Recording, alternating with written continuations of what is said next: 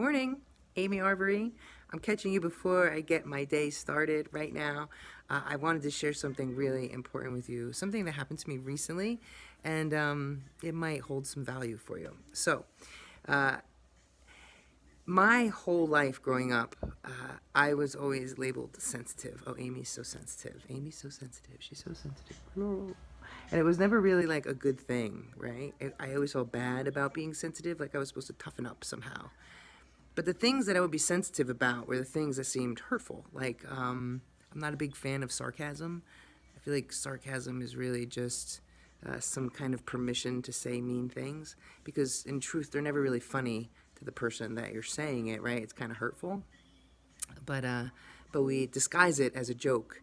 And I think, we leave feeling not good about it. So how is that a joke? It's not funny, right? So not a huge fan of sarcasm. Growing up, that was one of the things, or insults and stuff like that. I'm just not a big fan of it. I never have been, and it makes me feel not good.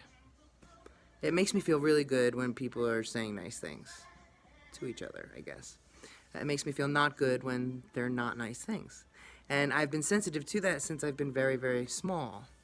And as I've grown, I've done a lot of things, and here I am now doing what I do, which is like all cool mindset stuff.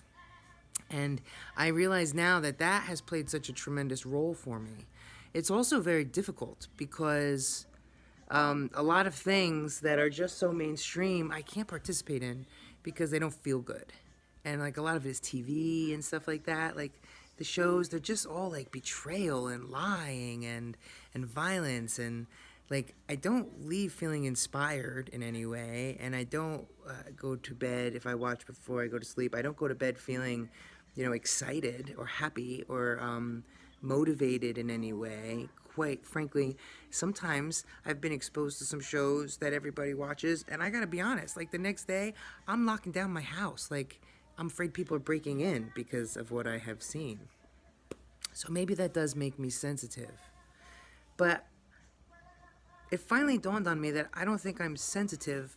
I think I'm aware, maybe hyper aware, that what we expose ourselves to really does affect us. And if it doesn't affect you, maybe it's just because you've been exposed so much that you are a little desensitized. But I guarantee that it's affecting your programming.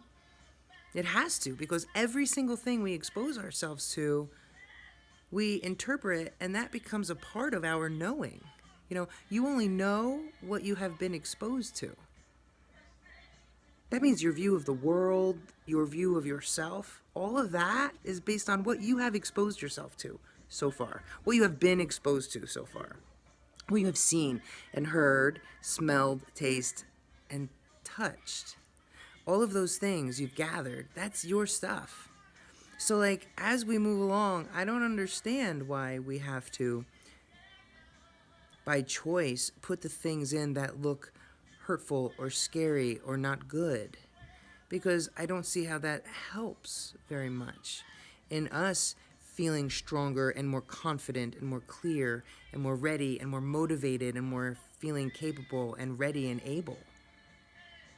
I mean, everyone, that's a big statement. So many people are walking around medicated because of depression and anxiety and fear. And yet we are exposing ourselves to all of these things on such a regular basis that like we think it doesn't affect us anymore, but we're so affected. So I don't think it's being sensitive. I think it's being aware of the effect.